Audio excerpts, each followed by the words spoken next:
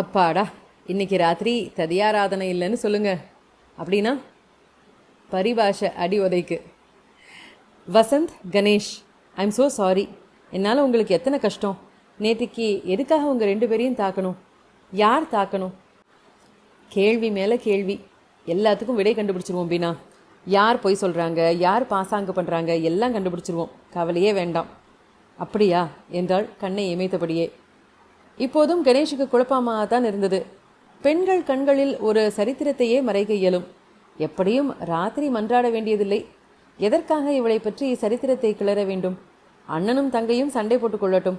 எதற்காக சொந்த வேலையை விட்டுவிட்டு பீனாவின் விவகாரத்தில் பீன் அக்கறை காட்ட வேண்டும்?